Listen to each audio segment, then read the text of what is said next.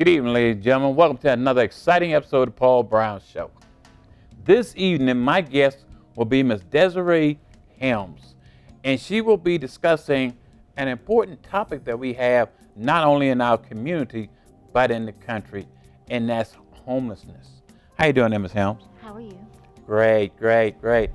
Tell the audience a little bit about Ms. Desiree Helms.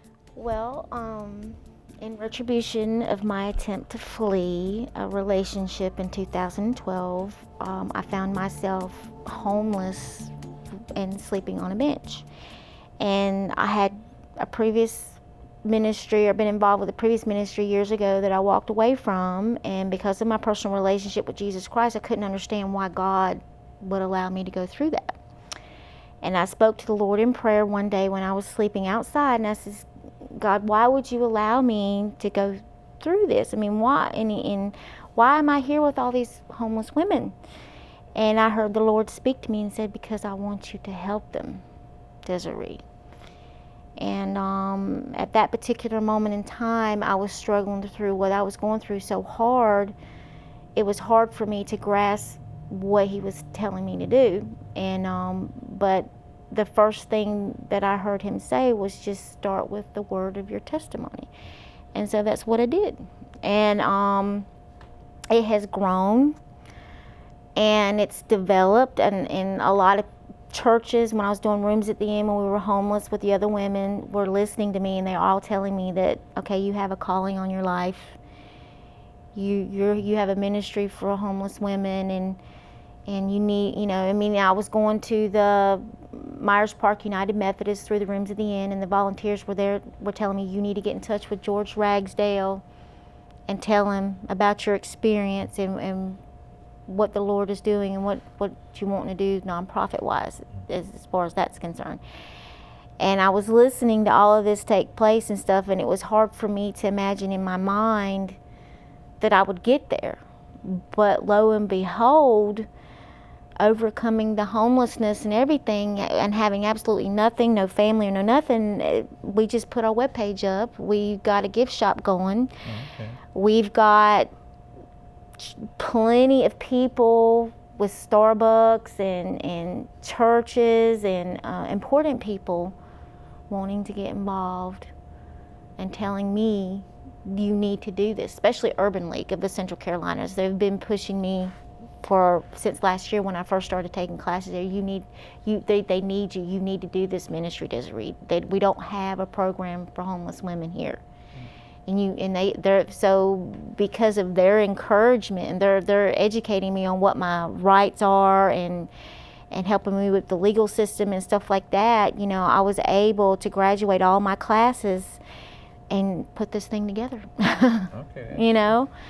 So, and I'm kind of amazed at how things is taking place myself. And but that's where we're at right now, Okay. I know you started off by saying it all started with the relationship. What was it about the relationship that caused you to want to leave? He had a dark side that I was unaware of in the beginning of the relationship. And April of 2012, it was getting worse, and I was to the point to where I was in isolation. I wasn't allowed to go outside the house unless he was with me. Every time we went to the grocery store, I had to show him a receipt to show him exactly how I was spending.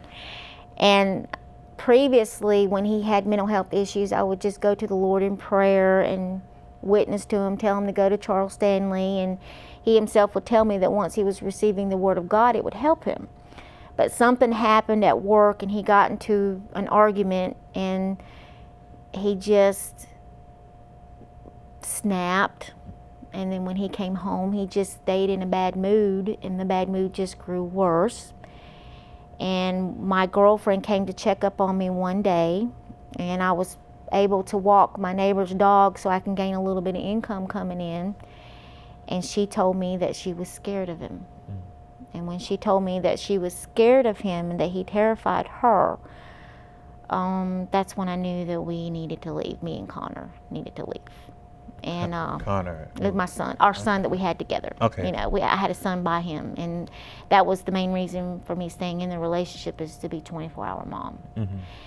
And he found out about it. He got into my computer and noticed that I was keeping records of things, you know, and my files became corrupted. And he got into an argument with me and told me that if I left, that he would have me arrested for child abuse. And he did.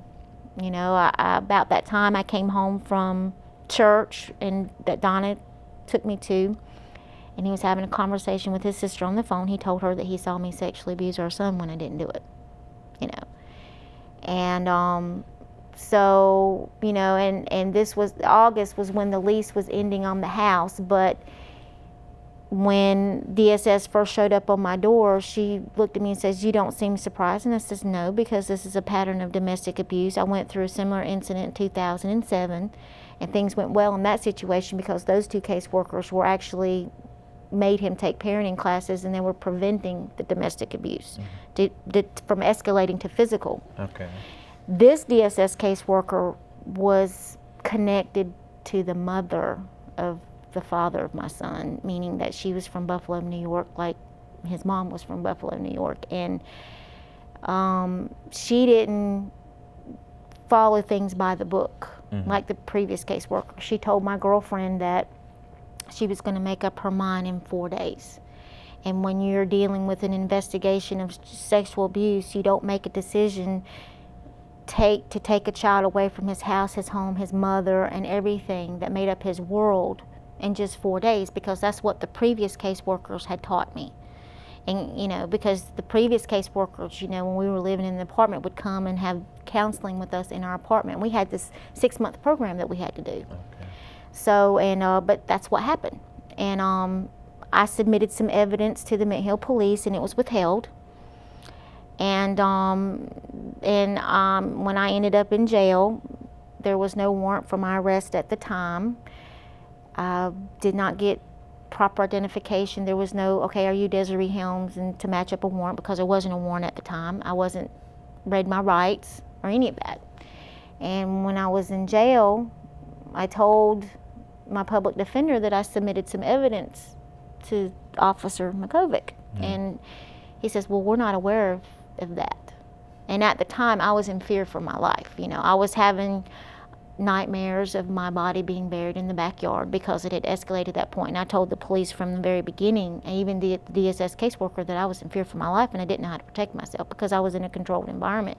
I was isolated. I didn't have nowhere to go. And they said that it was all hearsay. There's no evidence to back it up, you know. And so while I was in jail, I understood that after I got out of jail, I would have an opportunity to file a motion for appropriate relief. I knew I had the evidence available, even though my public defender was unaware of it. Right. So that was my plan, you know, just survive, get out of your situation, get out of jail, then come back and fix it. You know, that was what was in my mind. It didn't happen like that. So I ended up stuck out there.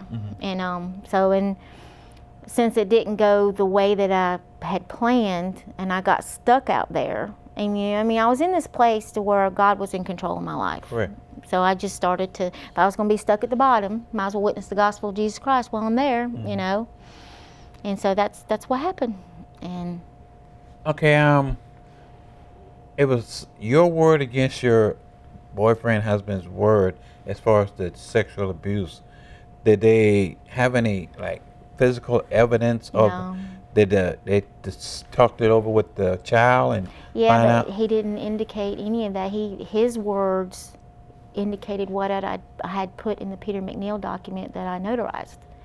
You know, I gave an eyewitness account with my girlfriend as a witness in a legalized statement that had a state seal on it, giving an eyewitness account of all the behavior and everything that was happening from the very beginning that led up to this. And my professional friend, who has a degree in psychology, looked at my Peter McNeil documents, and according to the Peter McNeil document, he is of the opinion that that information indicates that the father of my son is a pedophile, a possible pedophile, and a sociopath. But it was withheld, you know, and it was ignored, and there was nothing that I could do about it. But the point is, you know, it was just his hearsay, and you know, and that's what they had to go on. And because I was bullied into a position that I didn't know what to do, you know, I didn't have any other choice but to take the plea, because I felt like I didn't have any rights at the time, and I didn't. You know, my rights was denied, and my public defender wasn't interested in doing anything about the problem. You know. Okay, so you pleaded guilty to what charge? Assault on a child under 12. And what was the sentence that you? I was supposed to be on probation for 1.5 years, supposed to go to Billingsley Road to have a mental health evaluation and get treatment, which there was nothing there, you know. But the point is, after I got out of jail and after I began to see my probation officer, I began to tell him, you know, I'm not supposed to be here, and I had evidence that was minute, and he didn't want to hear it, because, you know, he's a probation officer. Everybody says that. I says, but you've got everything from court, and there's not anything in there that indicates that I'm guilty of this thing. And most of the, you know, and he says, well, you took the plea. You waived your rights. I says, I didn't have any rights at the time. He didn't want to hear it. He just wanted to focus on getting me through my probation. Well, regardless of what he said, I knew I could still file the motion for appropriate relief, and I attempted to do so. When I went back to my public defender, Mr. Anthony Monaghan, to file my motion for appropriate relief, he looked at me and said he wasn't going to file my motion for appropriate relief, and it didn't matter to him that I ended up homeless. That wasn't his problem. He says he wasn't going to file my motion for appropriate relief because he said it made him look bad in court. Oh, okay. So I got nowhere with that. And so I didn't know what else to do, so I just focused on taking classes and just being on probation. Okay, Ms. Helms, we're going to take a break. Audience, we're going to be right back with the Paul Brown Show. Yes. Thank you. I have every single.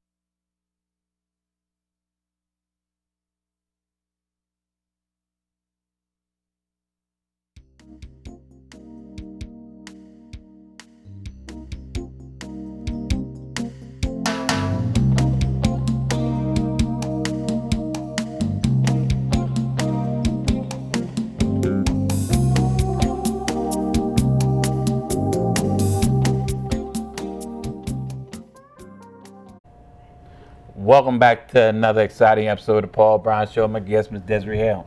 Okay, Ms. Helms, let's get back into the subject as far as yourself and your case. Whatever happened to the case? Well, when I began to take classes at Urban League of the Central Carolinas, my instructor informed me that it was a federal case because my federally amended rights was violated, and I informed my instructor at the time that there is none, because when I went to the district attorney's office to file the motion for the appropriate relief, they themselves informed me that we do not uphold the Violence Against Women Act, and you don't get compensated. You don't get victims compensation for anything. So, and she looked at me and she says, oh no ma'am, those are your federally amended rights. And I know some of the guests would probably want, the audience would probably want to know, you said you pleaded guilty. Why did you plead guilty when you were really innocent? Well, I was in fear for my life. I was in fear for my son Connor. I had to take a plea for assault on a child under 12 because I was told that if you don't take the plea, you know, heard through the grapevine that something was going to happen to Connor and you would never see him again, you know. And I also heard that if you didn't take the plea, it was going to make you sit in jail for a certain number of time. And I